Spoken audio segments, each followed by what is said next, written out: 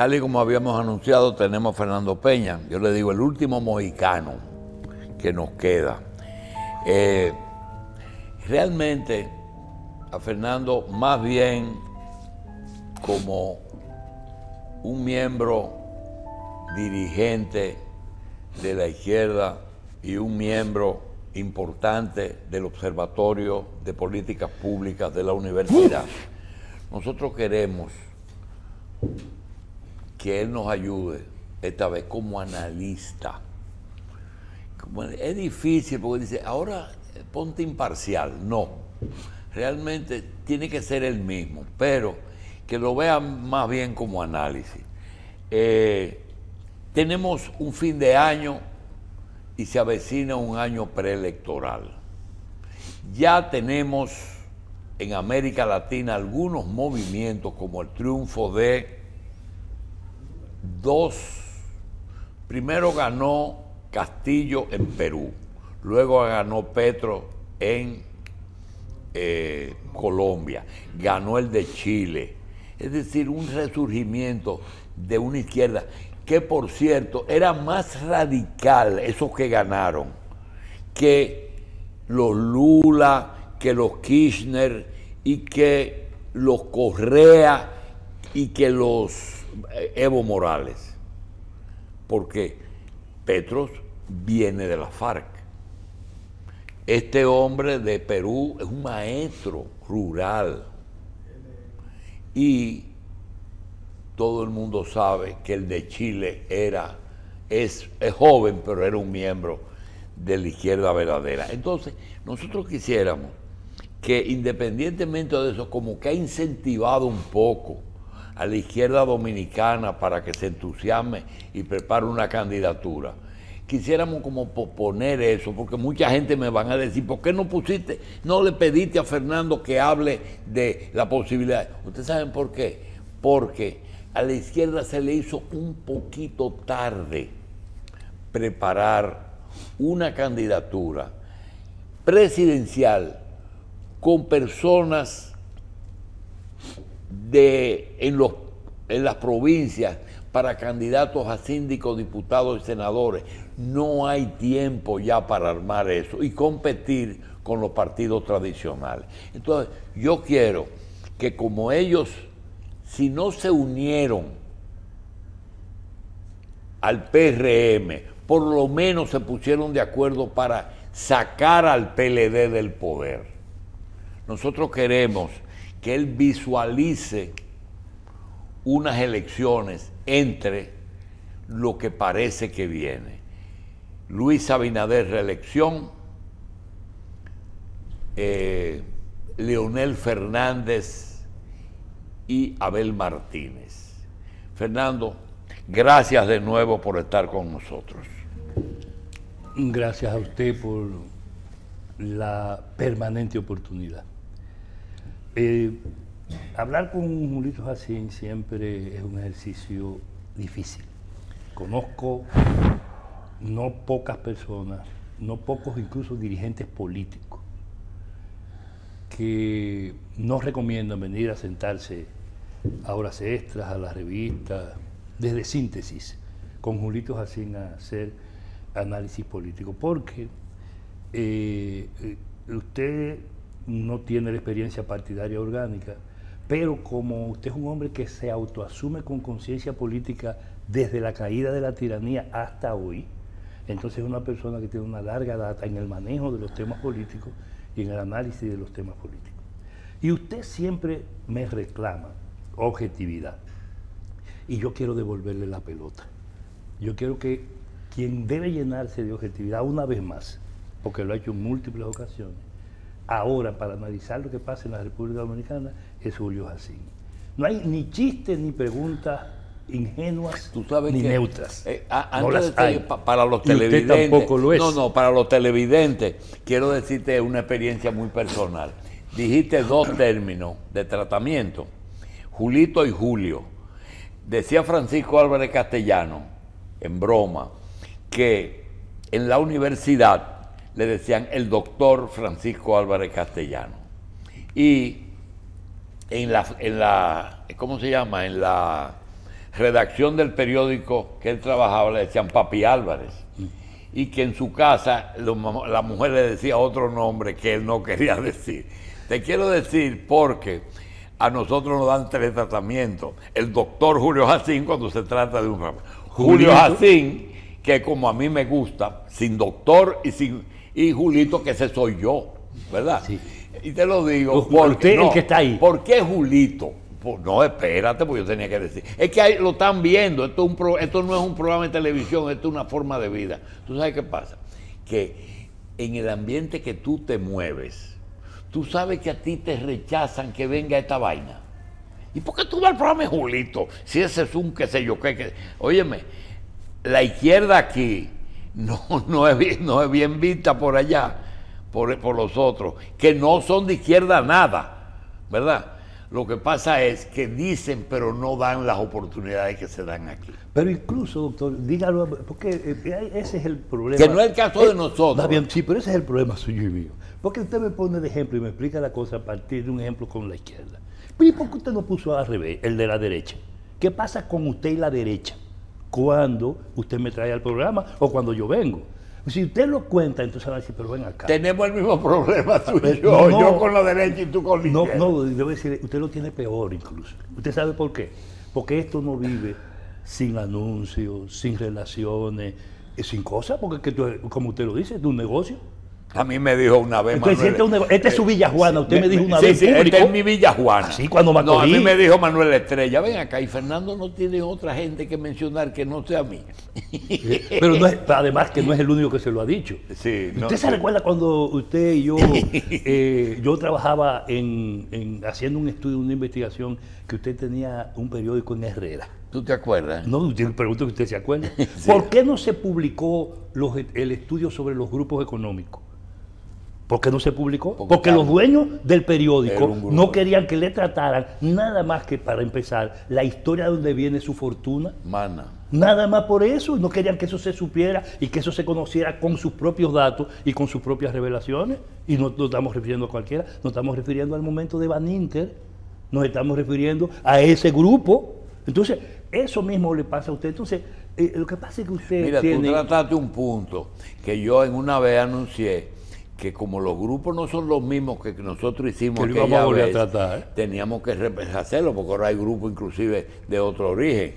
Entonces, yo empecé a llamar... Hay una nueva ideología. Sí, y yo comencé a llamar y le digo, mira, para que no haya problema, mándame la historia de tu grupo, y ni siquiera eso son capaces de mandar. No, es que no, y ahora es más y es que no lo recibe. Lo que pasa es que ahora es más peligroso. Ajá. Porque es que las vías de acumulación que la tratamos en aquel momento, cuando abordamos el tema de los grupos de poder económico cuya fortuna era de origen desconocido, o sea, usamos un término suyo, sí, de etiología la medicina ¿de acuerdo? Entonces, cuando tratábamos eso y vimos eso, actuaron de la misma forma. Pero yo lo que le quiero decir es que usted, por ejemplo, me hace una pregunta y quiere examinar el tema de la izquierda, el tema de lo que va a pasar en el país aquí ahora. Sí, pero usted lo hace después de haber hecho un introito, para usar otro término del mismo tipo, sí, ¿verdad? Sí. Un introito con 21 temas diferentes. Yo se lo tengo anotado aquí, 21 diferentes. Y entonces usted, que sabe muy bien manejar la situación, los va llevando para, como si fuera, y ojalá y me lo tome en el buen sentido, comenzar la reflexión de una cuestión relativa a la izquierda, donde usted quiere dejar por terminado, sin darse cuenta, el tema de la izquierda y poner de relieve lo que de manera central usted de alguna forma condiciona en la introducción, que es el tema del estado actual del país y el estado actual de la derecha. Usted dice, la izquierda, su conclusión es, la izquierda se le hizo tarde, pero definió la izquierda y me la comparó con lo que está pasando en América Latina. Si se le hizo tarde, ¿para qué hay que discutir sobre ella? ¿Para qué? O sea, el programa... Pero te dije, olvídate de la izquierda y vamos con nosotros. No, pero dice, sí, pero ocurre que usted no está hablando con Pepe el Cojo, ni con una gente que no tiene compromiso y que no tiene visión, sino con una gente que no solo tiene una posición, que además ha sido invitado a discutir sobre un tema para el cual usted, en un programa anterior, usted se bajó a montar el cuadro sobre el que se debía dar la discusión, y usted cogió la izquierda, los hijos de las expresiones de la izquierda, los hijos de las familias oligárquicas y no oligárquicas. Para eso se le olvidó incluso mencionar nada más a los hijos de la familia de los árabes, que son de izquierda y de derecha, porque habría que pensar en que hay Isa y hay Abinaderes. Sí. ¿De acuerdo? Sí. Que hay... sí, hay Charles Hub y hay H, sí. No, y siga por ahí, se va a encontrar no solo en la historia aquí, sino que se va a encontrar árabes prestados para cosas de diferentes niveles y actitudes en los diferentes sitios de origen árabe. No, porque usted tiene un Amin, hijo de un árabe, sí. Y usted tiene un hermano del papá de Amin que tuvo hijos en Haití, algunos incluso sacerdotes vivos. Sí. Pero usted tiene otros que se fueron a Venezuela. Sí. Y justamente usted que tiene relación con todas esas cosas y tiene relación con campo, ciudad y hasta con la misma frontera. Entonces, yo le estoy hablando, pero usted cogió un programa y lo metió y ubicó la izquierda ahí y me la derrotó históricamente sin plantearse derrotarla, pero me la derrotó y me hace una pregunta partiendo de que ya se le hizo tarde políticamente. Lo primero es que su error grave es concebir la izquierda como una sigla y no como un fenómeno. Como no concibe la derecha como una expresión concreta. La izquierda lo único que ha hecho es dividirse. Es lo que se vende. Lo único que se vende de la izquierda aquí y para América Latina entera. ¿Y de la derecha qué se vende? ¿Qué ha pasado y qué es la derecha en este país? Desde el punto de vista, además, nada más de la sigla. ¿Qué significa eso? Vamos a cogerla del presente para el pasado. Espérate un momentico, Fernando. Fernando, mira, la derecha no hay que definirla, porque hay condiciones del ser humano que por naturaleza lo hacen de derecha. ¿Entiendes? Hay cosas, por ejemplo, un rico no puede ser de izquierda. ¿Quién dijo que no? No puede. Óyeme, espérate. Óyeme. Miles de gente. El otro día se murió un chino. El que se murió recientemente. Usted que es casi rico, a lo mejor fuera de izquierda, con poco no, empujón. hombre, yo pregunté, ¿y quién es ese chino que se murió? Me dice, ese fue un chino que le dijo a los comunistas que los comunistas podían ser ricos y podían ser capitalistas. El que se murió recientemente en China. Pero lo que te quiero decir es al revés. La izquierda... ¿El que Ten? Ten. Sí. Ten Xiaoping. El que murió hace recientemente, pero el cuento es que la izquierda tiene cosas que o son innatas de la izquierda o ellos la han adoptado, por ejemplo, el lenguaje de... El imperialismo gringo. No, por ejemplo, el tema migratorio. La gente no sabe que la Iglesia Católica no transige con el hombre es un ciudadano del mundo para la Iglesia Católica. Sin embargo, creen que hay que ser izquierdista para decir que las migraciones son ciudadanos del mundo. Entonces, el asunto de las mujeres, el feminismo, creen que eso es de izquierda y eso no es necesario de izquierda, eso es otra cosa. Entonces yo quería decirte que hay cosas que se le acreditan a la derecha y a la izquierda, que como tú dijiste, un rico puede ser de izquierda. Y al revés, que hay muchísimos trabajadores. Un izquierdista puede ser de derecha. Hay trabajadores que se comportan como burgueses y burgueses que actúan en forma distinta. Es enteramente posible cuando usted lo individualiza. Ahora, lo que no se puede sustraer uno es a lo que pasa desde el punto de vista de la realidad en la historia y en las condiciones políticas concretas. Doctor, este país está en un punto especial.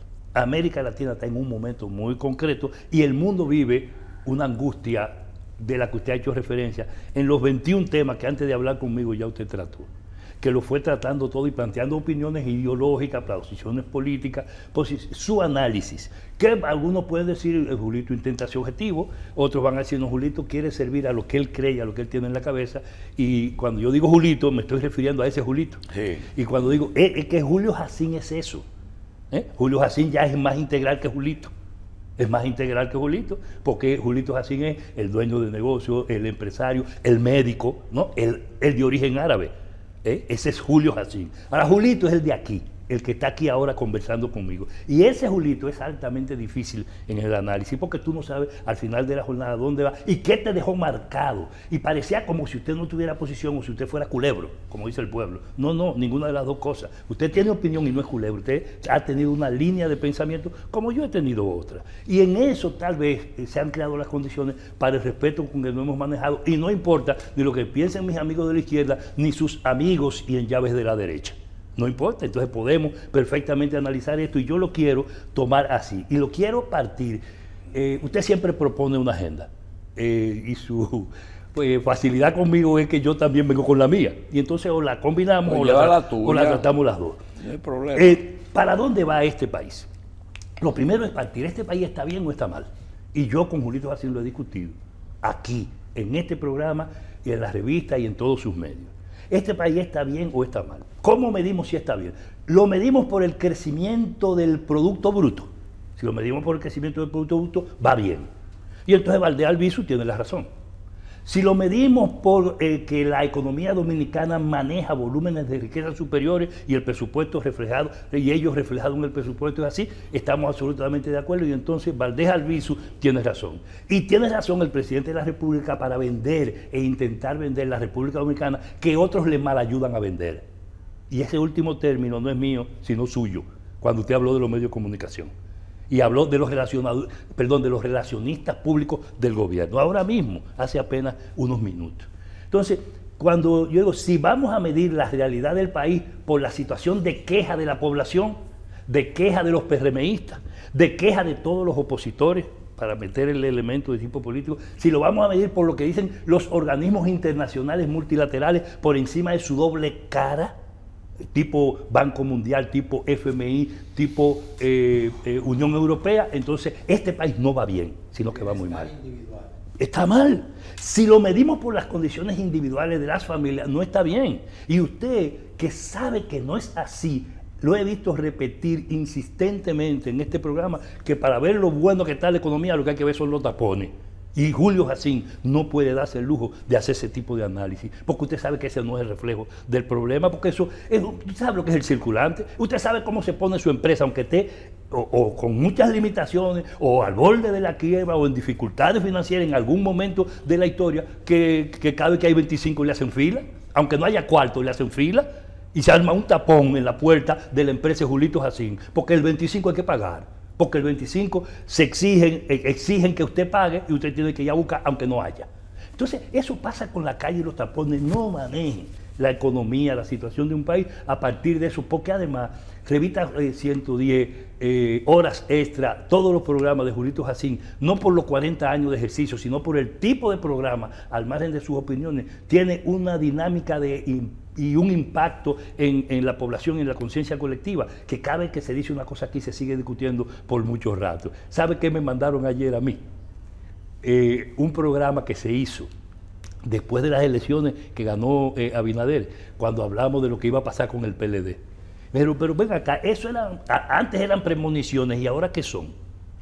Para decir la certeza con que analizamos lo que iba a pasar cuando hablamos de que Danilo se iba a quedar sin partido, sin gobierno y sin impunidad garantizada.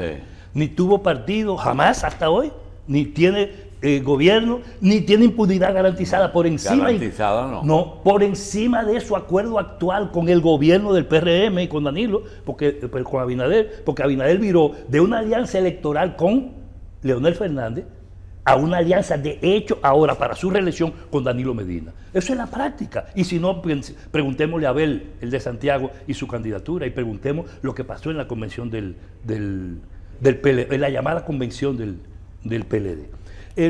Lo que está pasando en la realidad del país reafirma tres cosas. Número uno, que este es un país con una crisis efectiva y real, controlada. Pero que ese control no puede ser omnímodo y absolutamente permanente, sino que es un control que se va perdiendo en la medida en que la crisis no se detiene, sino que avanza. Cuando vemos la crisis en función del reflejo a población, a clases trabajadoras y a clases medias, ¿cuál es la situación y el estado de las clases medias en la República Dominicana? ¿Cuál es?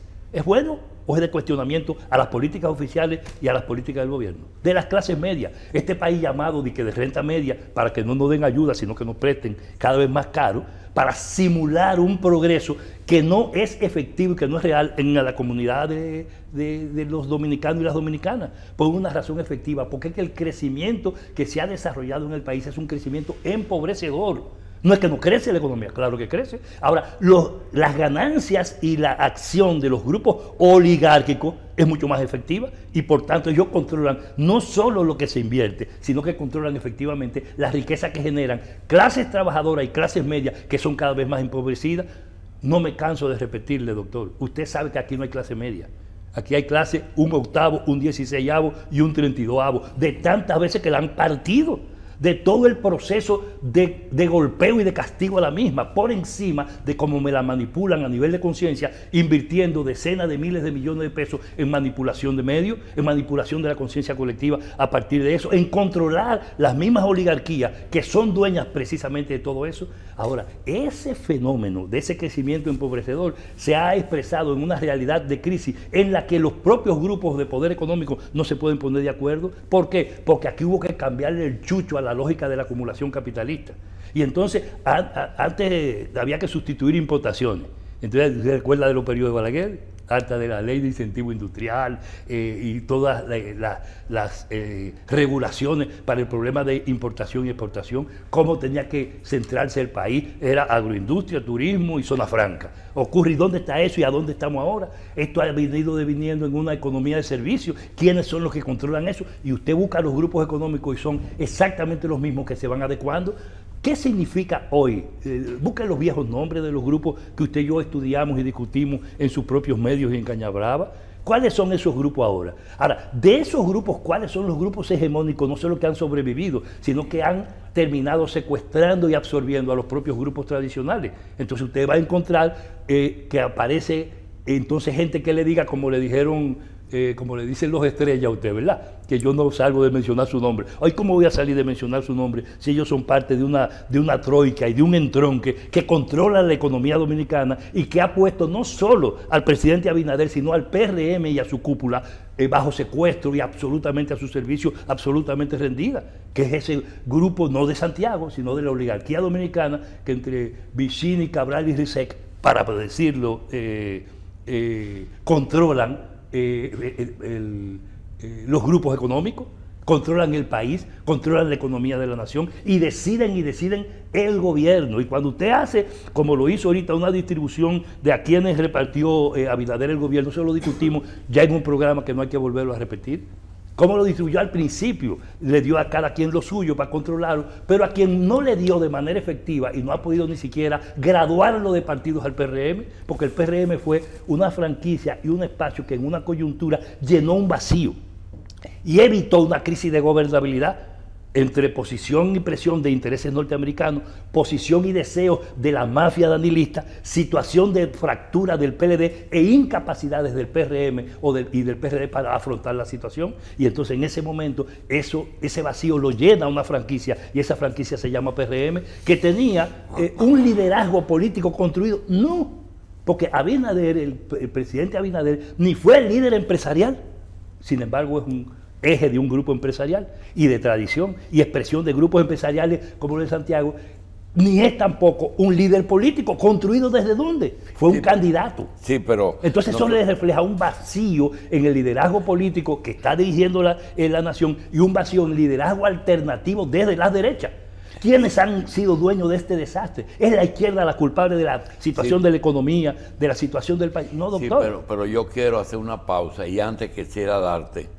No quiero cambiar la agenda, yo creo que tú tengas la agenda y lleva a cabo lo que hoy tú entiendes que se debe decir. Pero hay algo que a mí me extraña. Mira, tú sabes que yo conozco tu situación, tú conoces la mía y hasta nuestras precariedades y nuestros excesos. Pero yo te quiero decir una cosa. ¿Por qué tú con este grupo dominicano de hegemonía económica que han manejado esto, tú eres tan justo, no tan implacable, sino tan justo? Sin embargo, a Estados Unidos y y a participación. Tú nunca en tus exposiciones tú lo tocas. ¿Por qué? ¿Qué respeto que tú le tienes a esa gente? ¿Qué misterio hay? El único que se atreve a tocarlo con usted soy yo y se lo voy a tocar ahora de manera Vamos a una dramática. pausa.